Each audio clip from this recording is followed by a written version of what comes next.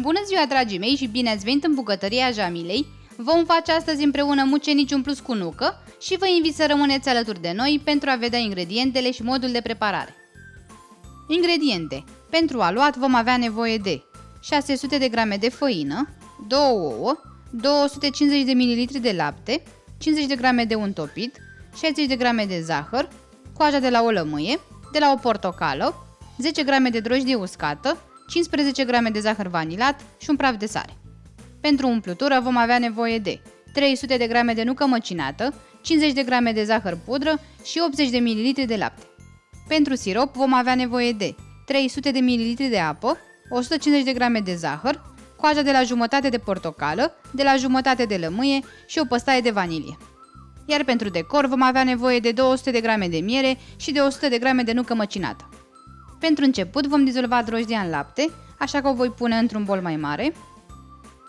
Peste ea voi adăuga zahărul vanilat și jumătate din cantitatea de lapte. Laptele este călduț, dar nu ne frige la deget.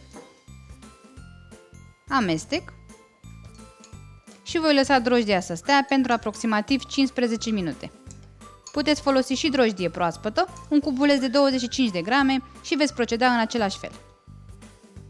În continuare, vom cerne făina,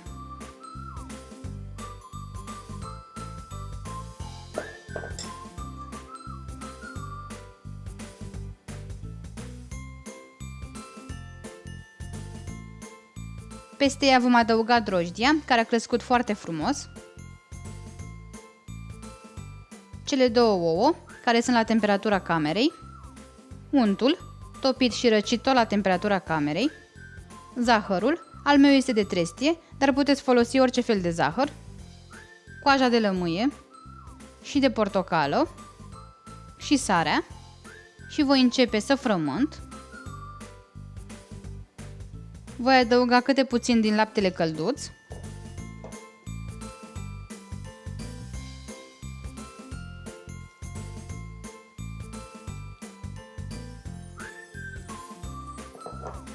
Nu adăugăm tot laptele odată, pentru că s-ar putea să nu avem nevoie de tot sau s-ar putea să avem nevoie de puțin mai mult, în funcție de făina noastră.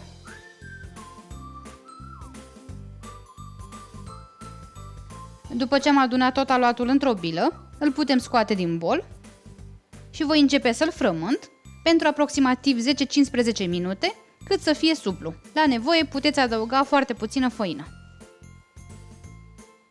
Aluatul este gata, cam așa va trebui să arate, trebuie să fie foarte suplu și moale.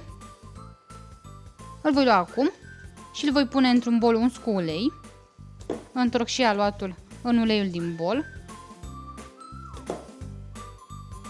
Îl voi acoperi cu folie de plastic și îl voi lăsa să crească pentru aproximativ 40-50 de minute sau până când își va dubla volumul. Cât timp crește aluatul, ne vom ocupa de umplutură și voi pune nuca măcinată într-un bol mai mare. Peste ea voi adăuga zahărul pudră și voi amesteca totul. Puteți pune și mai mult zahăr dacă doriți, dar vom însiropa oricum mucenicii și apoi vom unge și cu miere. Peste nucă și zahăr vom adăuga laptele puțin câte puțin și vom amesteca cât să obținem o umplutură densă. Nu punem tot laptele odată, pentru că s-ar putea să nu avem nevoie de tot. Asta în funcție de zahăr și de nucă. Umplutura este gata, cam așa va trebui să arate, trebuie să fie destul de densă. O voi lăsa acum deoparte și voi aștepta ca aluatul să crească. Aluatul a crescut foarte frumos, așa că îl putem răsturna pe blatul de lucru. Îl aplatizăm ușor și îl vom tăia în 8 bucăți egale.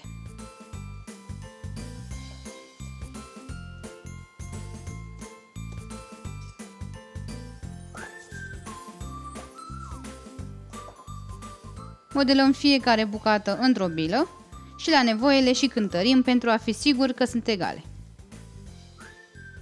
După ce am modelat toate biluțele, le-am acoperit cu folie de plastic pentru a nu forma crustă. Voi lua una dintre ele, o voi modela ca pe un sul. Nu adăugăm făină, punem doar dacă este nevoie. La mine nu este. Aplatizăm sulul ușor.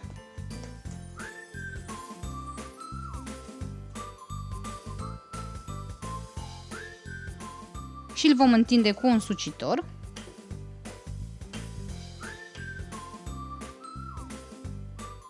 Am întins foarte bine aluatul. Are lungimea de aproximativ 35 de centimetri. Pe el vom pune acum nuca într-un strat uniform.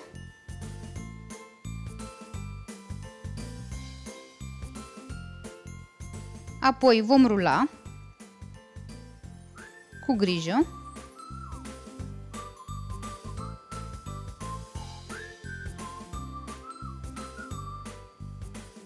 Cât să formăm un rulou. Aducem capetele împreună. Să formăm un inel și apoi vom forma un opt de felul acesta.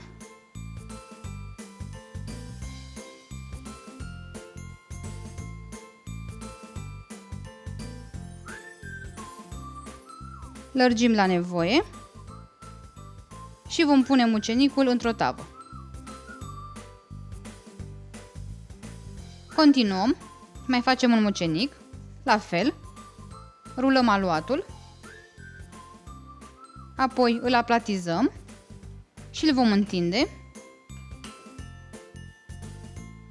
punem nucă și rulăm din nou, aducem capetele împreună, apoi vom forma optul și voi pune mucenicul în tavă. Continuăm să facem mucenicii până vom termina tot aluatul.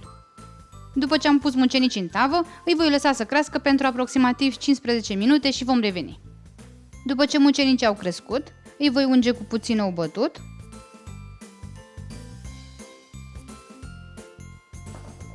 și voi da la cuptor în cuptorul preîncălzit la 180 de grade pentru aproximativ 20 de minute. Mucenicii s-au copt, arată foarte frumos, îi voi lăsa acum să se răcească, iar între timp îi voi coace pe ceilalți 4.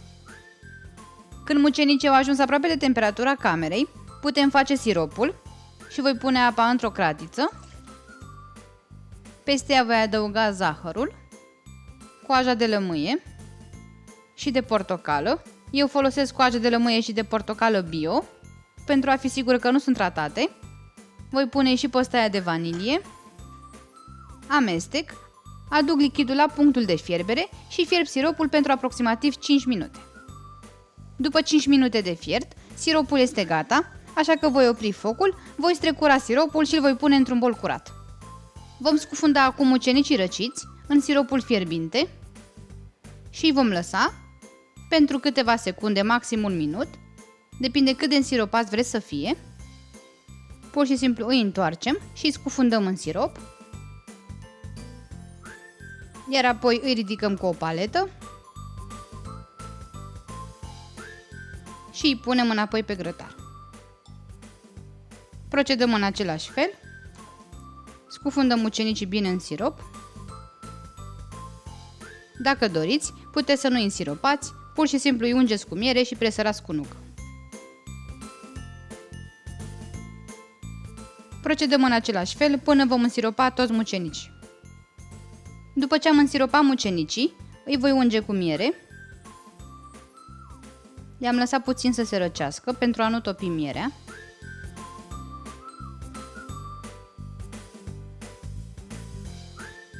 Iar apoi decorez cu nucă. Așa vom avea porție dublă de nucă și înăuntru și pe din afară. Dar se poate și fără nucă dacă doriți. Puteți lăsa doar umplutura de nucă și deasupra să-i decorați doar cu miere. Continui la fel până voi decora toți mucenicii.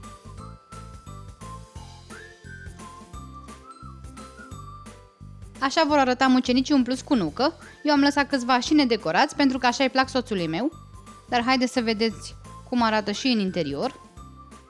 Așa că vom rupe un mucenic, să vedeți umplutura de nucă.